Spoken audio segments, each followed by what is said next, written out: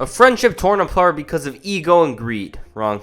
AJ was just crazy. Now, as you may know, AJ and Kaitlyn's friendship was born out of NXT Season 3, aka the season where they just gave up and allowed Michael Cole to say whatever the hell he wanted at the time. A while later, they become a tag team on SmackDown, finding no success, and let's be honest, they didn't do much. The team won some, but lost mostly, and after Daniel Bryan became AJ's boyfriend, it all changed. After Bryan dumped her, she was lost, and Kaitlyn wanted to be a helping hand in such a dark time, but the only hand everyone saw was AJ's going directly into Kaitlyn's face. That damn slap was more than personal. A week later, she apologized, but Kaitlyn felt that the whole Daniel Bryan thing has got to end, so she delivered a sequel. So now we finally know what Light It Up means in AJ's song. When they finally faced off in a match, AJ went after her like she stole Daniel Bryan herself. This viciousness proved to be the deciding factor in this match as she ended this one in less than a minute. Afterwards, she continued where she left off in front of the very same man that caused all of this. Kaitlyn went back to NXT, whereas AJ became the most popular woman on the roster. They crossed paths a few months later, and it had seemed like AJ wanted to clear the air as she apologized, then revealed it's a joke. Both women were not exactly seen around each other often until the December 18th, 2012 episode of SmackDown. But before I talk about that, let me just say this feud was really a light in the Divas division at the time. You know, AJ and Kaitlyn, once they crossed paths, they had this feud. It brought more excitement to the division that it had seen in years, probably. I think to go back all the way to a time where a Divas program was valued somewhat, you'd have to go back to the late cool days. This here, it was a great thing. It helped both women. It showed what the division had. You know, there was some potential there with the division, and they were able to try to do more with it in the coming years. Okay, so as I was saying, these two crossed paths on the December 18th, 2012 episode of SmackDown. AJ just randomly approached Kaitlyn like nothing happened, and she reminded her of the past and how she just randomly switches up. Because AJ was manipulative, she asked Kaitlyn, "Are you choosing a title shot over me?" And Kaitlyn's answer was yes, so they brawled. Kaitlyn didn't win the title that night, but after Eve was confirmed to be leaving WWE a few weeks later, she captured the gold and became a dominant champion. Well, somewhat. AJ, meanwhile, still with Dolph Ziggler and just giving his opponents a hard time, and their next interaction led to an entire feud, unlike the previous two segments. On the March 25th, 2013 episode of Raw, after talking trash about AJ and Daniel Bryan himself, Kaitlyn suffered an attack from her ex-friend. She was calling her all kinds of things, and AJ was just eavesdropping. Why was she there in the first place? Well, why did Karrion Kross get buried? We don't know. But this led to a match for later that night. Similar to their previous match, this match was at 100 miles per hour. Kaitlyn's aggression proved to be her downfall as AJ won it by countdown. Man, was this game so good. The two women crossed paths once more in mixed tag team action, and unlike Raw though, Kaitlyn was on the winning end of this one. And on the other side, I don't know what it is with these two, but every time they connected, it was something.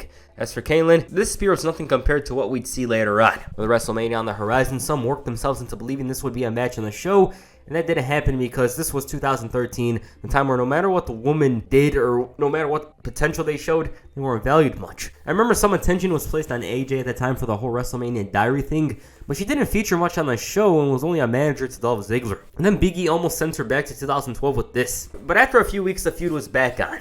On the April 22nd, 2013 episode of Raw, a Divas Battle Royal was held with the winner facing Kaitlyn for the title. Since this was 2013, no woman had a separate entrance. This dry-ass Battle Royal ensues, and no disrespect, but it just really wasn't that interesting because there wasn't much of importance placed on the match. It's going quickly, and from out of nowhere, AJ catches Layla off guard to get the title shot.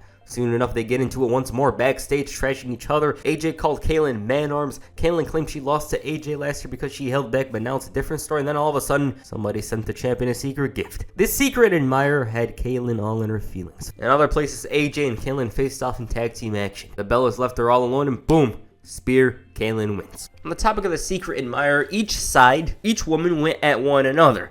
Oh, it might be Dolph. Oh, men wouldn't want their girl to bench press more than them. Oh, you have a 10-year-old body. And Kali was in a different world here. The arguments that these two had over the last couple of weeks proved to be too much at Extreme Rules. So apparently, these two were set to face off in storyline, but because Dolph Ziggler suffered a concussion, AJ was too distracted. Kaitlyn, though, saw this as AJ being scared of losing the title, and so she asked, "Don't you have a secret admirer to worry about?" So Kaitlyn told AJ that the only good thing about Dolph's injury is that she's not the biggest headache in his life, and called her Looney Tunes. AJ started getting heated over this and called her a pig, and you know how this went. As for Kaitlyn's secret admirer, well, they were too scared to actually talk to her because, you know, they're gonna expose themselves. And these two sensed it was Cody Rhodes because of his previous attempts towards her, but it clearly wasn't. Luckily, though, the secret admirer was gonna appear on Raw, and about this one, it was Big E Langston. The most random person, although at the same time, probably the closest person. And man, was this straight out of a Catfish episode. All they needed to do was meet at a park and have those dramatic camera angles or something. Now, his appearance came with some remorse and honesty. He started talking emotionally, and he was going for it like he was trying to grab the brass ring. Then he dropped her to the mat, and AJ came out revealing this was all her doing. Why? Because Kaitlyn did the same thing to her, talking about how she left her with men who destroyed her, and how her best friend was missing. Hell, AJ even called her trash. Kaitlyn was emotionally bankrupt, and all she had was the Divas title, and AJ, though, assured her that the title's coming to her.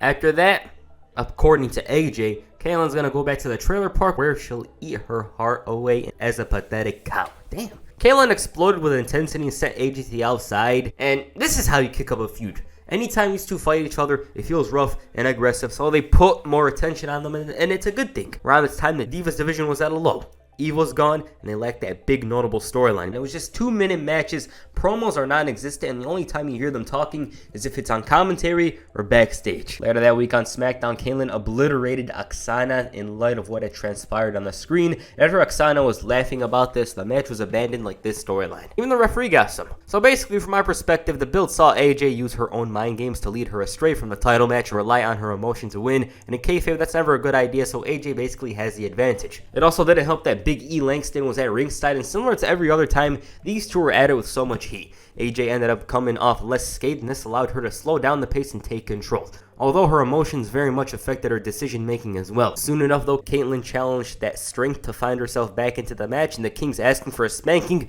forgetting what era this is. And AJ took advantage of the referee to blast the champion with a belt. There was this nice transition into the Black Widow, which led into this awesome spear, and instead of being smart, Kaitlyn decided to be a true babyface and waste time, leading to the kick out, and lo and behold, AJ goes to the Black Widow, and despite her best efforts to fight out of it, she tapped out. Big E was of course proud, and surprising or not, this was the first title AJ won in WWE. Good match. I heard some say it's better than some of the women's matches today, but I didn't see that personally. That said, it easily stands out as a heated confrontation in a very lifeless division at the time. Many say this is the best women's match, WWE's women's match of 2013, and I agree. It easily is because it had so much emotion and heat behind it that it easily stood out. It could have led to something more, a full-on competitive division, but that would take a while. AJ, upon winning the title, was already calling herself the greatest champion. Then she started talking about herself, praising herself like she was CM Punk, and this led to her asking if anybody who holds themselves to this standard could come out. So Stephanie appeared, and it's not like nobody was coming out. She stopped them. Long story short, Stephanie wanted AJ to act like a proper champion. AJ, though, took a jab at her, saying maybe she should marry a wrestler. She was also somewhat threatening to show her crazy side, and the biggest fact I heard today was Stephanie saying nobody does crazy like the McMahons. All of a sudden, my favorite Divas era running gag happens. One woman entrance plays, and half the women's roster comes out. That's how it always was. Stephanie was more than pissed about being interrupted, but anyways, Kaitlyn was losing it. She knew that AJ had her number outside the ring and inside the ring, so she was ready to return the favor. Big E was big security at the right time and prevented this thing from getting worse, but AJ plotted and took it a step further by dressing as Kaitlyn, and during her match, appeared.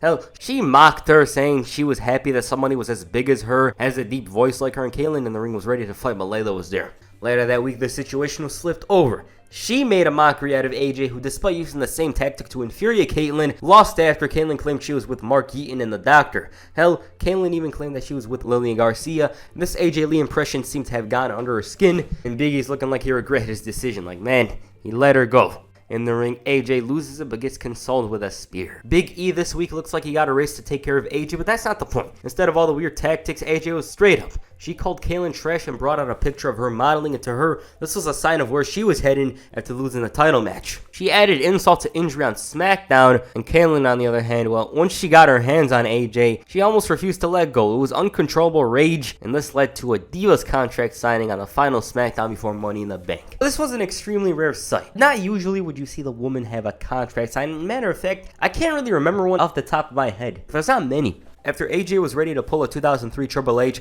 Teddy Long told her that they don't have all day. She signed the contract and asked for Kaitlyn to do the contract. She's like, oh, don't do it. That didn't happen, and the match was official, so then AJ brought out the secret admirer messages. The messages she brought out were in direct defense to Natalya, Naomi, and Cameron. So apparently Kaitlyn was talking bad about them. She was talking bad about them, this and that.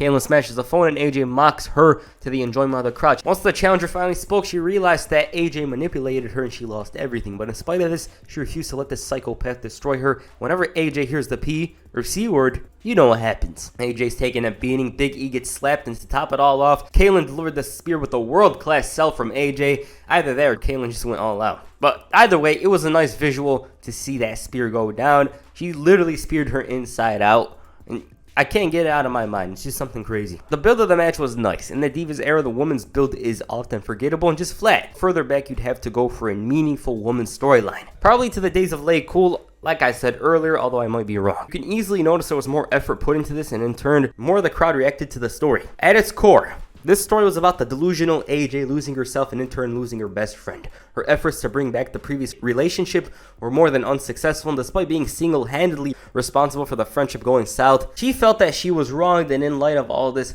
she engaged in reverse psychology and tried bringing Kaitlyn to that very same point. She brought in a secret admirer, called her fat and useless, and of course taking the title away. At some points, Kaitlyn gave into this, but now she's back in form and is poised to reclaim the title. While this match wasn't no payback, it's nice, and once again the commentary were arguing about some outdated reference, as is the usual, because while making this video I heard that a couple of times. But that said, Kaitlyn's arm proved to be her biggest weakness in the match, and even then she fought through, gained form at the best time, but then taking her time greatly affected the challenger and allowed AJ to go to the top. She gets pushed away and Big E makes the save spear, but it doesn't mean much in the grand scheme of things because the arms hurt, and once again AJ locks in the Black Widow, and after a while she taps. At the same time, relationship issues with Dolph Ziggler caused her to go off the deep end. Dolph was happy to end things with her and found a person who shared similarities in Kaitlyn. Not him. Why you gotta bully him? AJ's distractions caused her form to fall off in this match against Kaitlyn, and this gave her yet another title shot. This time though, unlike the others, it was in Houston, her hometown, in the same place where she captured the title in the first place. Now, I'm not going to act like this match was something. It was not. It's not. It was literally the lights version of their previous matches. It's like back in the day you had to buy the PS2 version of a game even though the Xbox version was much better. This is literally it. That's how I feel about this match. Then from out of nowhere, Layla pulled the most random heel turn. Not in the wow, what's happening? I'm like, what? And not in a good way. It's not like what? Like shock is like why? This leads to the Black Widow and AJ retains. Cole's like he's flabbergasted, but I doubt that. Even though the feud was fizzling out, AJ was still costing Kaitlyn matches, so it quickly reheated. This drama between Dolph, Kaitlyn, AJ, Big E all made its way to Miss TV. AJ was so damn insecure here. She complained about how men hurt her or whatever. Kaitlyn was ready to kick her ass, and because this was annoying him, The Miz booked a mixed tag team match for SummerSlam because he's the host. That match happens, and there's not much to say about it except that it ended the feud between AJ and Kaitlyn. The good side won it, and they went their separate ways. AJ and Kaitlyn wouldn't face off until the January 8th, 2014 episode of Main Event, which was actually Kaitlyn's last match in WWE. Even though AJ won, she felt the need to dive onto Kaitlyn and hug her. She's all confused, but that boost certainly answered her question. Alright, so that's a feud. Personally, this was a standout easily in the Divas division. There was literally nothing going on. Only a few months earlier, the Bella Twins returned. They were going to have this new E-show that nobody knew about, which ended up being Total Divas. And that's literally the only news I seem to remember from this era of WWE. Then this feud happens, and it easily stands out because it had so much drama, so much action. It was a proper story unlike the previous feuds. Like, you tell me about a women's feud from February 2012, there's not really much to say about it because there wasn't much. That's literally it. This, though, it was easily memorable, whether it be Kaitlyn's spear, the whole manipulation thing from AJ, the matches themselves. Great stuff, and in a way, this might be a stretch. In a way, these two began to build that momentum for the women's division in the coming years. I'd like to think that in my mind. Best match from here is easily Payback. As I said, that match was nice. It was really the best Divas match of 2013, no doubt about it, in my personal opinion, so yeah. Now, I will do AJ versus the world, as I'd like to say, because I already did a part of her title reign here, and that's the only way I could, talk about the rest of the title reign without it feeling incomplete. You know, she was talking about the Total Divas cast, trashing them. She had Tamina by her side, this and that. We can do a video about that eventually, so yeah. Alright, what'd you guys think of this feud? Please comment down below, and that's your first video. Make sure you hit the spear on the like button and press the Black Widow on the subscribe button. Peace, I'm out.